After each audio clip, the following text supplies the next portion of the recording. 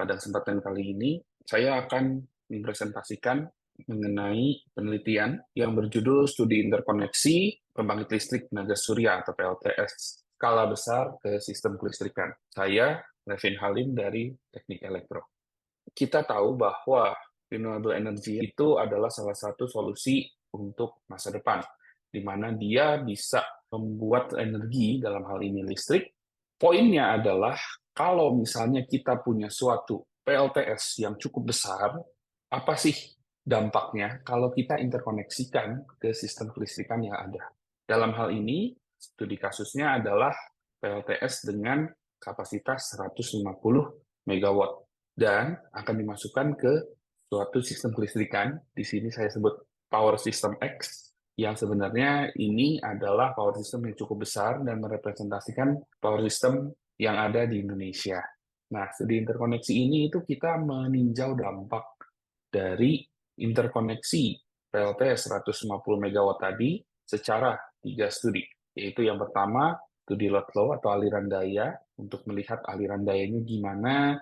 Yang kedua, short circuit study, itu mengenai studi hubung singkat. Kita di sini mau meninjau circuit breaker yang ada di GI, yang ada di substation, itu masih cukup nggak sih kalau misalnya PLTS ini masuk.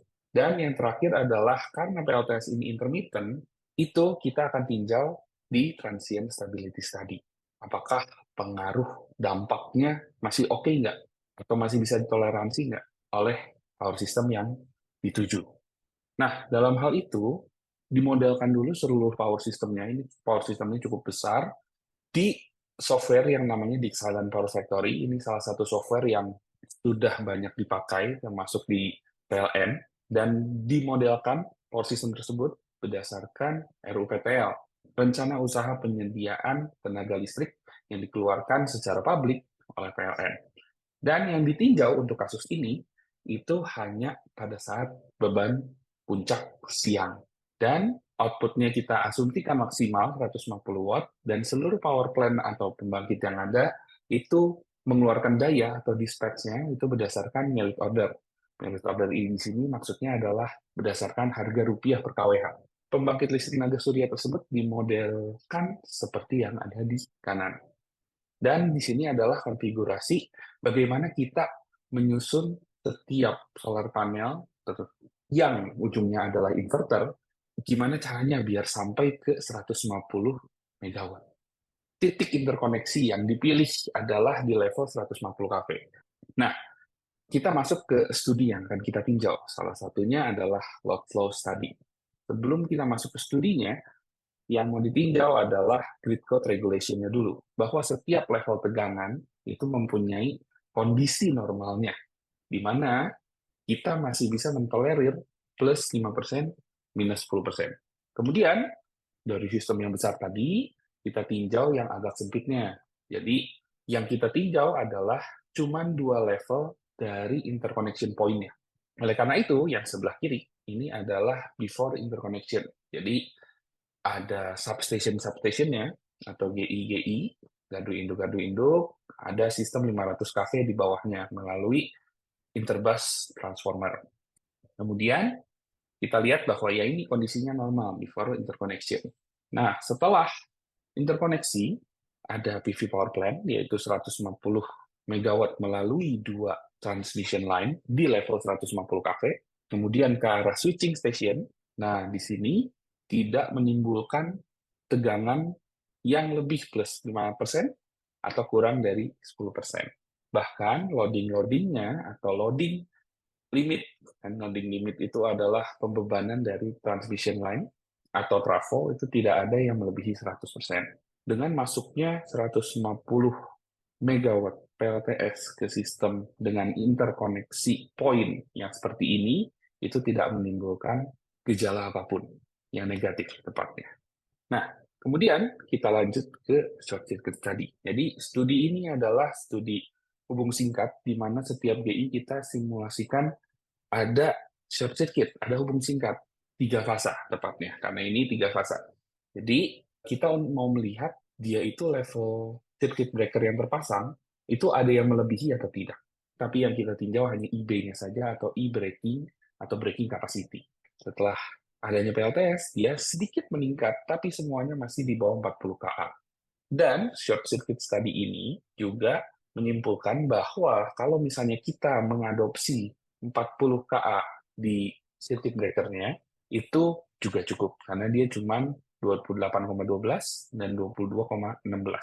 Kemudian yang kita tinjau lagi adalah transient stability study. Nah, di sini kita akan ada dua skenario yang ditinjau. Yang pertama adalah ketika tiba-tiba PV power plant tersebut hilang dari 100 sampai 0%. Kemudian yang kedua, itu adalah 150 megawatt tersebut gradually menghilang dari 100% ke 25% dalam 57 detik.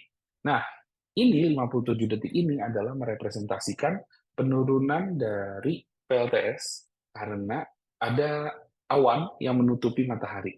Jadi berdasarkan pergerakan awan. Nah, kemudian disimulasikan dan menghasilkan. Nah, yang ditinjau adalah frekuensi, di mana frekuensinya secara grid code ada di bagian bawah, itu tidak boleh melebihi dari 51 Hz dan tidak boleh kurang dari 49 Hz. Nah, oleh karena itu, ini kasus yang pertama, dari 100% ke 0%, paling rendah pun hanya di angka 49,895. Jadi, untuk hal ini aman. Nah, untuk satu poin lagi, sebenarnya ini kita mensimulasikan solar radiation-nya itu dari 1000 watt per meter persegi ke 250 watt per meter persegi, menggambarkan penurunan dari 100% ke 25%. Hal tersebut menghasilkan frekuensi sistem yang seperti sebelah kanan. Paling rendah pun hanya 49,960 dan akan stabil di 49,966. Oleh karena itu, dapat disimpulkan bahwa dari simulasi aliran daya tidak ada tegangan maupun loading yang melebihi batas di substation di sekitar titik interkoneksi. Baik itu secara tegangan, limitnya plus 5%, minus 10%, loading itu adalah maksimal 100%. Secara short circuit study, kita lihat bahwa tidak ada kapasitas CB yang terlampaui, dan kita bisa tentukan PV power plant tersebut atau PLTS butuh 40 kA capacity. Secara transient stability study, kita bisa lihat bahwa sistem masih bisa menahan kestabilan kalau misalnya ada tiba-tiba loss atau maupun pergerakan awan. Jadi secara overall, PLTS 150 watt yang terinterkoneksikan di level 150 kV di power system ini itu tidak ada masalah dan layak untuk diinterkoneksikan.